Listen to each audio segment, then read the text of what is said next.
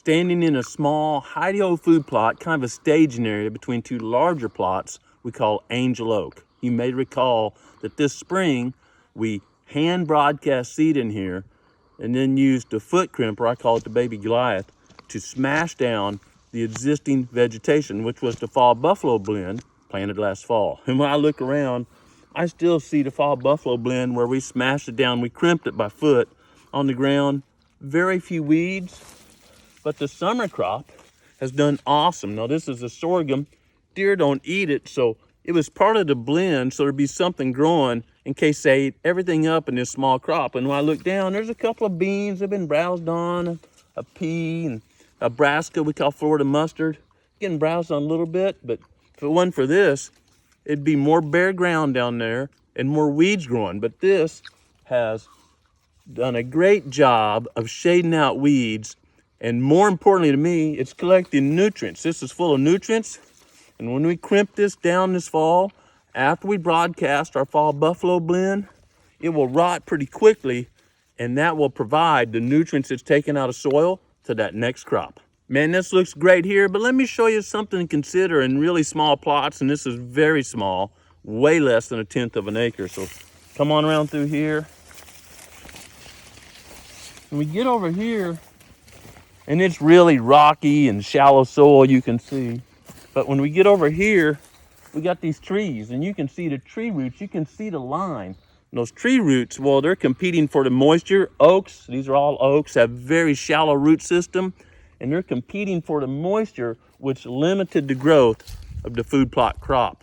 This actually works even better in pines, because pines have a very deep taproot, and they're getting their moisture deep in the soil profile. But oaks, they're competing in that surface foot or so. Even with the tree roots competing for moisture and our crop didn't grow right here, well, that fall buffalo blend that we let get mature and then use the foot crimper to take down on the ground, well, it's limited most of the weeds, so we'll have a clean seed bed for our fall crop here in about a month.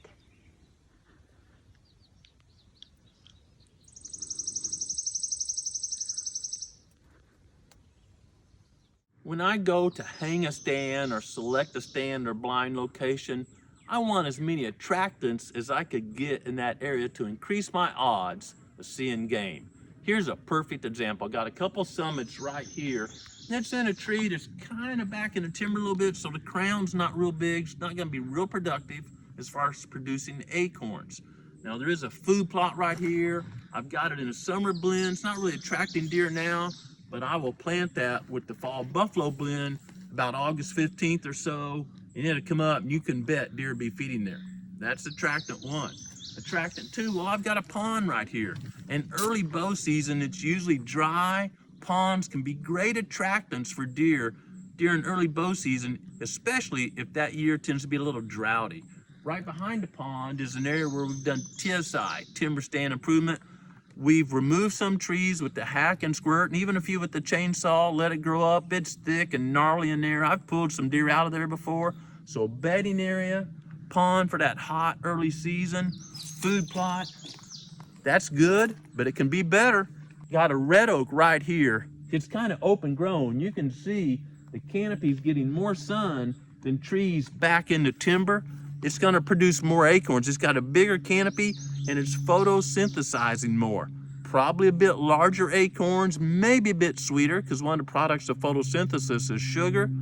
Food plot, open grown oak, pond for water, pond for making a pinch point, coming one side or the other, and a bottleneck. You can bet on any southwest wind blowing that way, one of Growing Deer team is gonna be perched in that summit.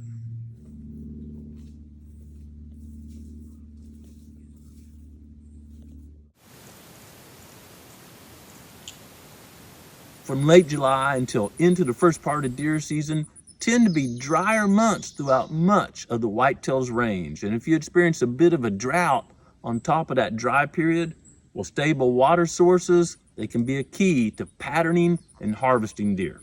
I believe deer prefer small ponds such as this, right in the middle cover, versus a running creek or something that's making noise that makes it tougher for them to get a drink while being alert for predators.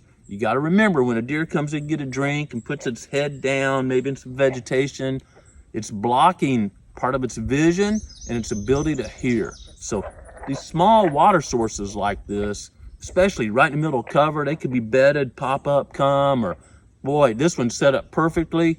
Hot afternoon, early bow season, come out of bed over here where we've done some TSI and got a lot of undergrowth, get a drink, and then go up the hill to a large feeding food plot.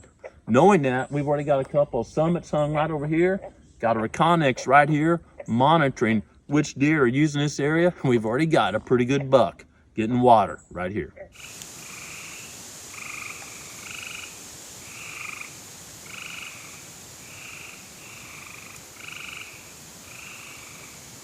Got a summit stand right over here in a big old red oak that several of us have tagged deer out of during the past years, but it's always good to get out and kind of check your area well before deer season. Now we're actually get our harnesses on, climb up there with a safe line and check everything out. But before I go to that, I want to make sure there's still all the attractants in the area that I'm used to.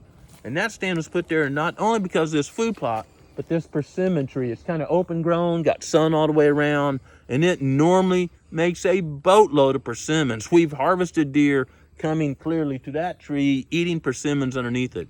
But this year, I don't see a persimmon on it. Well, persimmons are like oaks. Some years, maybe a late frost or a blight. Lots of things can happen, and persimmons won't produce every year. Persimmons are really easy to identify by this real square, chunky bark. So you could find a big one maybe in the timber. The canopy is really high and you don't see the leaves, but the bark is an easy way to identify persimmons. Here's another fact about persimmons. They're monoecious. What that means is there's male and female persimmon trees. We know this as a female because we've seen it make fruit a lot of years, but I've had some buddies go scouting and go, man, that tree just never makes fruit, but the one next to it always makes fruit. Well, it was probably a male and a female. They don't have to grow in pairs. You could even find a little grove of all males or a grove of all females because the pollen carries through the air.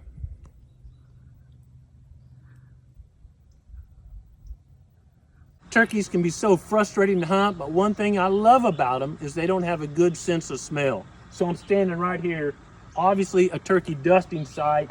I see some feathers in there. I see a smaller one, probably a poult's been in here dusting.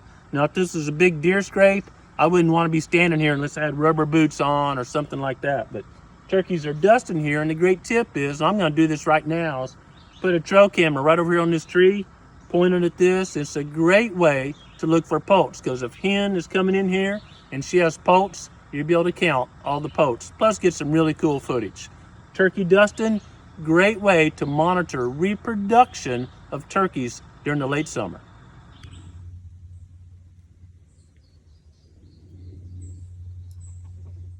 Food plots, especially in timber country, tend to be surrounded by bigger trees, and the food plots are relatively small. These trees got a huge root system and they're pulling water as much as they can. Now pines have a deep tap root, and you can grow a great food plot right to the edge of pines because they're getting their water from way down the soil. But oaks, hickories, a lot of these hardwoods have a shallow, fibrous root mat. You've probably seen where one's been blown over or something like that. And that's why there's a line. You can follow a line over here right where these tree roots are growing. And I mean, you can see the vegetation shorter, and then getting taller. That's where the roots finally stop at this tree. And you think, well, gosh, why ever plant it? And here's why. Because, another month from now or so, starting late August, early September, this tree stops taking as much water, right? It's maturing, the leaves are maturing, the fruit is produced, the acorns are produced. Doesn't need as much water. So when you plant your fall food plot, all of a sudden you get a rain, now there's water here. Summer food plots probably have a buffer where the tree roots are taken. Fall food plots, they will be green right to the edge.